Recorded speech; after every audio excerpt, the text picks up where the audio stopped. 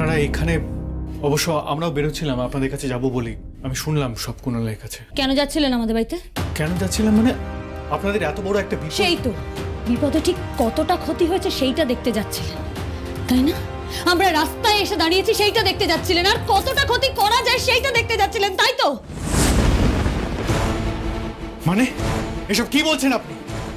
আপনার যে মন বলে কিছু নেই সেটা আমি খুব ভালো করে জানি। আপনার সাথে এক ছাদের নিচে এতগুলো দিন কাটিয়েছি তো আমি জানি সেটা। কিন্তু আজ আমাকে জব্দ করতে, আমাকে হারাতে আপনি এতটা নিচে নামবেন এটা আমি ভাবতে পারিনি। কথাগুলো আপনি ভেবে বলছেন? কি করেছি আমি? কেন শুধু শুধু খামোখা আমাকে দোষারোপ করছেন? খামোখা দোষারোপ করছি আমি খামোখা দোষারোপ করছি? ছি, এত কিছু করেও আপনি এমন আচরণ করছেন যেন ভাজা মাছটা উল্টে খেতে জানেন না। আপনার ভরম দেখে আমি অবাক হয়ে যাচ্ছি ঋদ্ধিমান। আপনার কোন চেহারাটা আসল আর কোনটা নকল সেটাই বুঝতে পারছি না। করি আপনি কিন্তু সীমা আপনি ছাড়িয়ে যাচ্ছেন। আপনি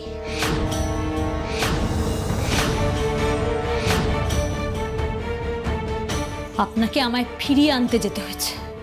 রোদে গরমে আরো কয়েকটা গরিব মানুষের সাথে আপনাকে দাঁড়িয়ে থাকতে হয়েছে, তারপর ব্যর্থ হয়ে ফিরে আসতে হয়েছে। আর তাতেই এই বড় লোক দাম্ভিক অহংকারী ঋদ্ধিমান সিংহ রায়ের আঁতে ঘা লেগেছে।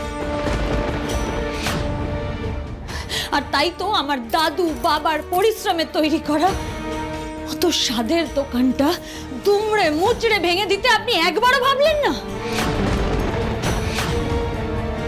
আপনার একবারও বুক কাঁপলো না ঋদ্ধিমান বাবু? আপনি জানতেন না ওই দোকানটাই আমাদের একমাত্র সম্বল? ওই দোকানটা চলে গেলে আমরা পথে বসবো। এই জঘন্য কাজটা করার আগে আপনি একবারও ভাবলেন না আমাদের এত বড় সর্বনাশ আপনি কি করে করলেন? একদম ন্যাকা সাজবেন না, একদম ন্যাকা সাজবেন না। আপনি খুব ভালো করে জানতেন ওই দোকানটা আমার প্রাণ। আমি আমার প্রত্যেকটা রক্তবিন্দু দিয়ে তৈরি করেছি ওই দোকানটা।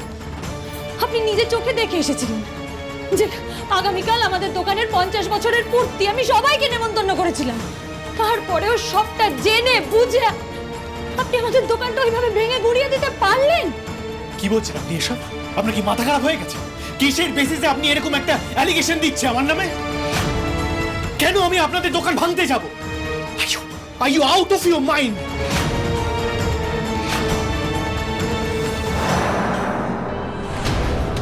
কি বাবা, এত রাত্রেবেলা ঘুমের ঘরে দুঃস্বপ্ন দেখছি নাকি বাবা? খড়ির গলা কেন পাচ্ছি বুঝতে পারছি না। এখানে কি লাঠি নিয়ে? হ্যাঁ, এত রাতে কি কি হয়েছে? চামুন্ডা মা যুদ্ধং দেই মা আমার কি হয়েছে আমাকে বলো, আমি তো আছি। কি হয়েছে? প্রসূন, কার সাথে তুমি এত রাতে কথা বলছো? আর এত চেঁচামেচি কিসের? দেখি মেয়েটা এখানে কি করছে তা এত রাতে? বাস আগুনে ঘি পড়ে গেছে। এখন রাহুলের ফুল প্রুফ প্ল্যান মতো তোকে তো কাঠগড়ায় দাঁড়াতেই হবে ঋদ্ধি। আমি থাকতে তোকে আর খড়িকে কোনোদিন এক হতে দেব না। তাই তোদের ঝামেলাটাকে কি করে আগুনের ফুলকি থেকে দাবানল বানাতে হয় খালি দেখ। মাথা আমার নয়, মাথা আপনার খারাপ হয়ে গেছে। আপনি কোনটা ঠিক কোনটা ভুল, ন্যায় অন্যায় পাপ পুণ্য সবকিছুর হিসাব গুলিয়ে ফেলেছেন ঋদ্ধিমা। সব গুলিয়ে ফেলেছেন। আপনার এই রাগ আর তেজ আপনার ভেতরের বিবেকবোধ আর মনুষ্যত্বটাকে না নষ্ট করে দিয়েছে। তাই এরকম একটা কাজ আপনি করতে পারলেন। আপনি মানুষের মতন ব্যবহার করতে ভুলে গেছেন। আস্তে কথা বলো। বাড়িতে দাদু ঠাম্মি বাকির সব ঘুমোচ্ছে। এরভাবে চিৎকার চেঁচামেচি করে সিন ক্রিয়েট করবে না, বর্নিং। শুনুন, আপনার এই হুমকিতে না খড়ি ভয় পায় না। প্রথমত আমি কারোর ঘুম ভাঙাতে এখানে আসিনি, আর দ্বিতীয়ত আমি এসেছি কয়েকটা প্রশ্নের উত্তর চাইতে। কিসের উত্তর? আপনি কেন এতটা প্রতিহিংসা পরায়ণ? আপনি নিজেও তো একজন ব্যবসায়ী ঋদ্ধিমান বাবু। হ্যাঁ, আমি মানছি আমাদের মতন গরিব ব্যবসায়ীর সাথে আপনার মতন এই হিরে ব্যবসায়ীর কোনো তুলনা চলে না। কিন্তু আপনার ব্যবসার প্রতি দায়বদ্ধতা, আপনার ব্যবসার প্রতি আপনার সততা, তার থেকে আমাদের সততা আমাদের দায়বদ্ধতা কিছু অংশে কম নয়। আমরাও কিন্তু আপনার মতো নিজের কাজটুকু অত্যন্ত যত্ন সহকারে খেটে প্রতিদিন করেছি। তবু আজ বছরের শুরুতে আপনি এরকম একটা জঘন্য নির্মম কাজ কি করে করলেন ঋদ্ধিমান? আপনার শত্রুতা তো আমার সাথে, আমার পরিবারের সাথে তো নয়। তাহলে আমার পরিবারকে আপনি কেন জড়ালেন এর মধ্যে? কেন তাদের রুজি রুটির পথটা বন্ধ করে দিলেন?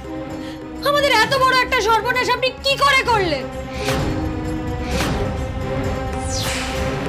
আমি আপনার কোনো ক্ষতি করিনি, আর কেন আমি আপনাদের পরিবারের ক্ষতি করতে যাব? আপনি কিন্তু আমি ভুল বুঝছেন, অকারণে আমাকে দোষারোপ করে চলেছেন তখন থেকে। আমি ভুল বুঝিনি, আমি এতদিন ভুল বুঝতাম, এখন ঠিক বুঝছি।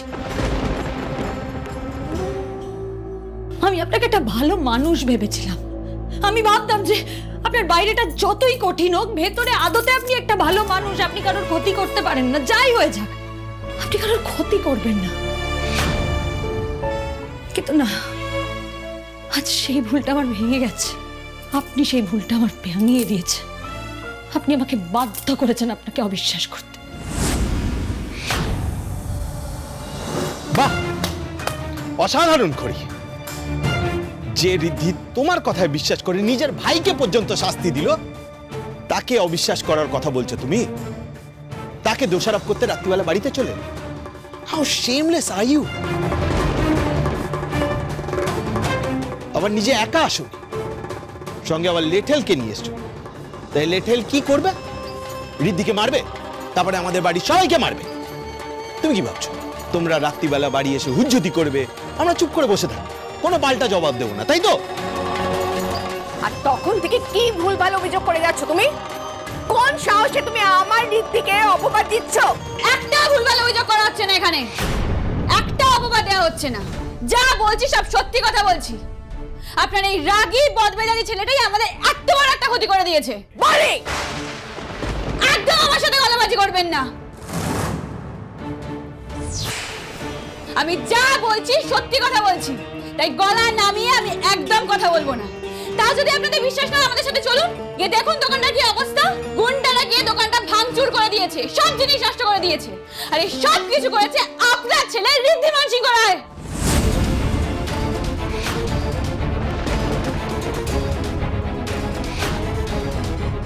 কি অদ্ভুত কথা! আমার রিদ্ধি এরকম একটা পেটি কাজ করতে যাবে কেন? ভুলে যেও না যে তোমার আর তোমার দিদির সাথে আমাদের কোনো সম্পর্ক নেই, কারণ খড়ি নিজের ইচ্ছে এই বাড়ি ছেড়ে চলে গেছে। ও তো এই বাড়িতে আর ফেরত আসতে চায় না, and that's fine by us, কারণ আমরাও চাই না যে ও এই বাড়িতে ফেরত আসুক। তাই তোমার দোকান ভেঙে বা তোমাদের দোকান ভেঙে আমাদের কি লাভ? কি সুবিধা হবে সেটা তো আপনারা ভালো বলতে পারবেন, কিন্তু এইটুকু একদম পরিষ্কার যে এই সব কিছু আপনারাই করেছেন, তাই কথা ঘুরিয়ে কোনো লাভ নেই। তাই আপনি হাজার কথা বলানোর চেষ্টা করলেন না, ভবি কিন্তু ভুলবার নয়। না বানি, দাভাই নির্দোষ, এসব একটা কিচ্ছু জানে না। বিশ্বাস করুন, আমি তো আপনাদের ওখান থেকে ঘুরে এসে দাভাইকে পুরো ঘটনাটা বললাম। আমি ওকে বললাম যে এই সময় আপনাদের পাশে দাঁড়ানো উচিত। একদম বাজে কথা বলবেন না। আমি এতক্ষণ আপনাদের মতলবটা বুঝতে পারিনি, কিন্তু এখন আমি সবটা মেলাতে পারছি। কেন আপনি ওখানে গেছিলেন, কেন আমাকে বারবার জিজ্ঞেস করছিলেন, আমি সবটা বুঝতে পারছি। আপনি আসলে আমাদেরকে সাহায্য করার জন্য ওখানে যাননি, আপনি গেছিলেন আপনাদের পাঠানো গুন্ডারা কিভাবে দোকানটা ভাঙচুর করে দিয়েছে সেটা দেখার জন্য। লাঠির বাড়ি একটা পড়লেই না সব সত্যি কথা বেরিয়ে আসবে। আপনি আমাকে সন্দেহ করছেন বল?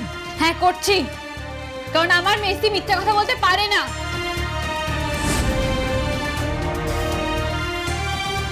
মেজদি, তুই একদম ঠিক কথা বলছিস। এই সব কিছুর জন্য এনারা সবাই দায়ী।